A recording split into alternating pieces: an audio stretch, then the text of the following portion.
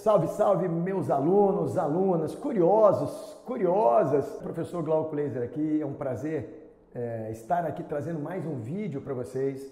E esse vídeo eu vou comentar a respeito de uma questão da prova do ano passado de Química da Escola Preparatória de Cadetes do Exército.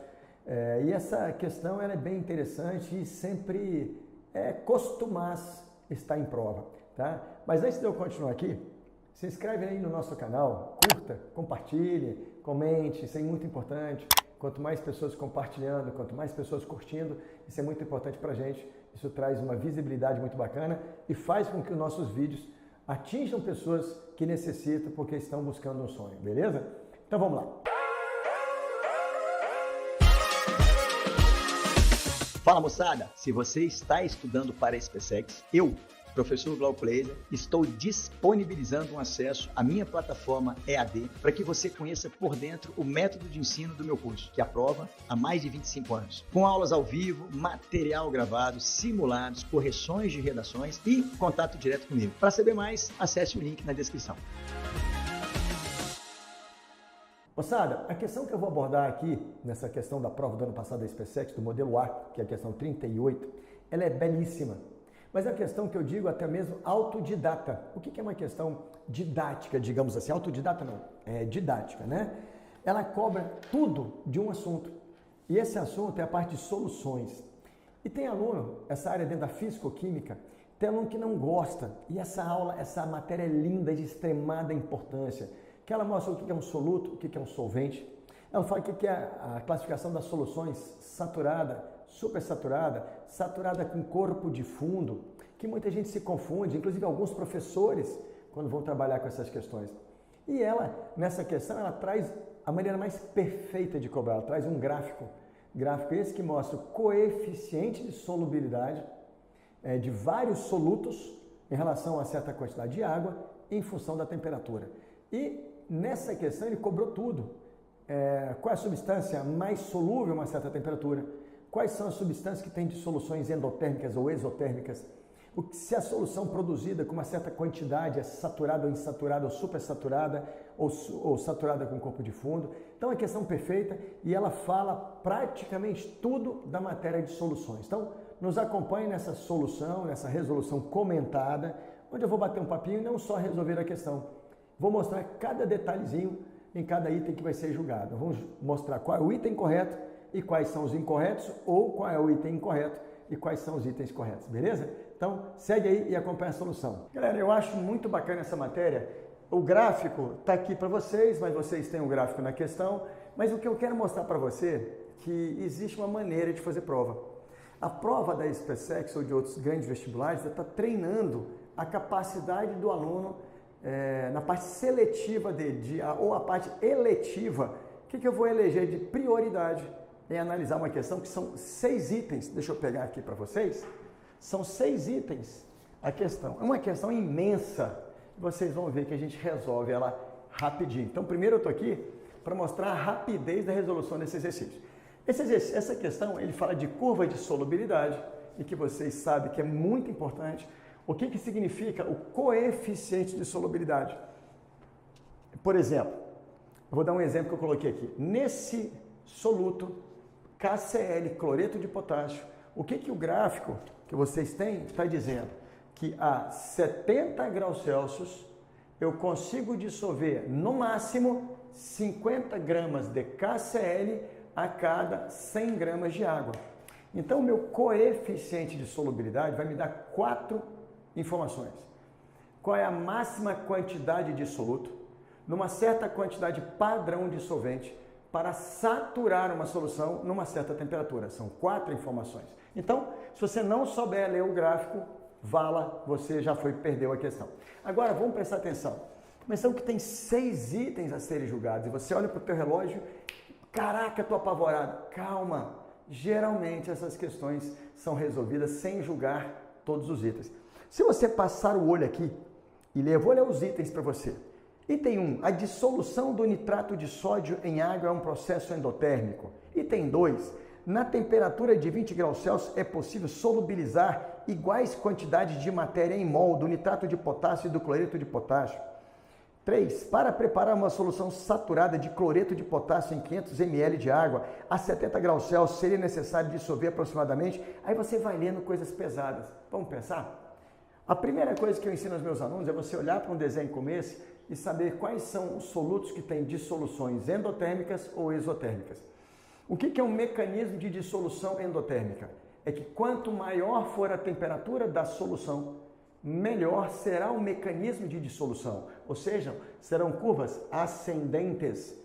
Quanto maior a temperatura, maior o meu coeficiente de solubilidade, como se isso aqui fosse uma função. O coeficiente de solubilidade será uma função crescente em função da temperatura para dissoluções endotérmicas. E o coeficiente de solubilidade será uma função decrescente em relação à temperatura para dissoluções exotérmicas. Então, olha a primeira perguntinha simples. A dissolução do nitrato de sódio, NaNO3, tem uma dissolução endotérmica. Percebam, é uma curva ascendente. Sim, ridícula essa colocação. Então, o nitrato de sódio tem uma dissolução endotérmica. Então, o item 1 é verdadeiro. E se você já é esperto, para de julgar. Vamos isolar? Se o item 1 é verdadeiro, a letra D não tem o 1 como verdadeiro e o item E não possui o 1 como verdadeiro. Me elimina ficando com quem? Letra A, letra B e letra C. Então, repara o seguinte que a gente vai brincar agora. Vamos para o item 2. Na temperatura de 20 graus Celsius é possível solubilizar iguais quantidades de matéria em mol de nitrato de potássio e cloreto de potássio. Eu até coloquei aqui que é falso, porque você vai ver no gráfico que na temperatura que ele falou, a 20 graus Celsius que ele marcou por aqui, você vai ver que no gráfico nem é definido corretamente os coeficientes de solubilidade. Se não é definido corretamente o coeficiente de solubilidade, você já vai tornar o item 2 falso. Mas vamos supor que você não entendeu isso direito. Larga o item 2, vamos para o item 3. Vamos supor? Item 3. Para preparar uma solução saturada de cloreto de potássio a 70 graus Celsius, eu necessito de 250 gramas desse sal se eu for usar 500 gramas de água. Olha que coisa simples.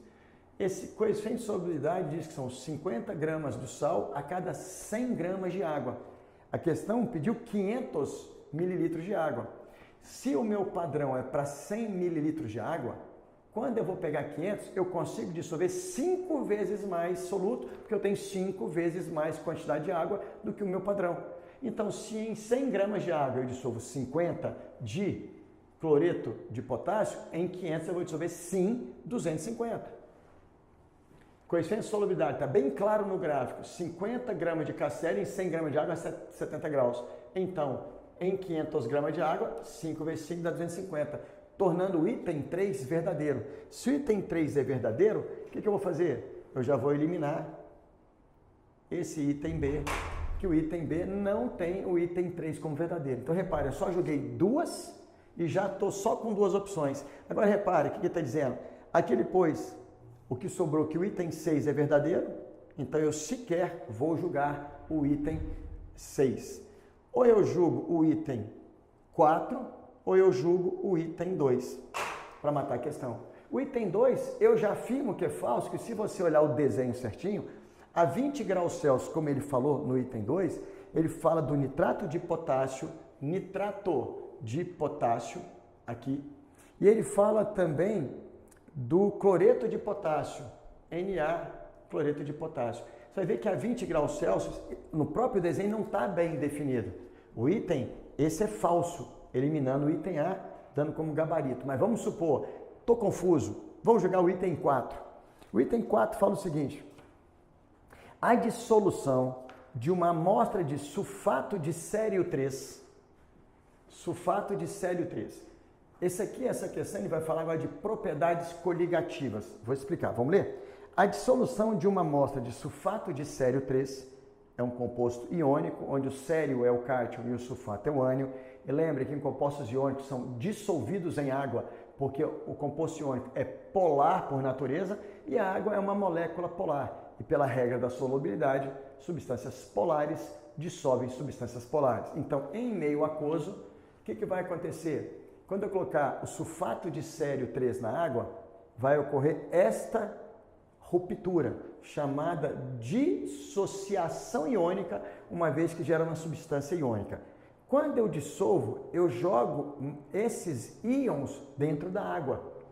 E o que chama-se a propriedade coligativa chamada ebulioscopia? Elevação do ponto de ebulição de uma substância pura por adição de um solvente, por adição de um soluto. Esse soluto se rompe, liberando partículas na água que dificultarão a passagem de um estado físico para outro. Então, se você colocar uma água que está fervendo e joga uma pitada de sal, essa água vai parar de ferver, porque criamos o efeito chamado da ebulioscopia ou ebuliometria. Então, vejam bem, a dissolução de uma amostra de sulfato de sério 3 em uma quantidade adequada de água, de forma a se obter uma solução insaturada, não interessa para nada, forma uma mistura homogênea. Sim, mistura homogênea, porque pela solução ser insaturada, toda a quantidade de sal que eu colocar poderá ser dissolvida. Então, some. Agora você põe um pouquinho de sal na água, some e fica uma mistura homogênea. E gerando uma mistura homogênea com maior temperatura de ebulição em relação à água pura. Ou seja, ele especificou exatamente a propriedade coligativa da ebuliometria, fazendo com que este item 4 seja um item verdadeiro. Se o item 4 é verdadeiro, você elimina o item A, que não consta o item 4, marcando como solução o gabarito letra C. Então lembra, o gabarito, nós chegamos na letra C, eu só julguei com exatidão o item 1, julguei também o item 4 com exatidão. Quando eu julguei o item 1 e 4, a gente já começa a entender que eu já matei a questão. Então o item 1 ele é verdadeiro, de solução endotérmica. O item 2 não é, o item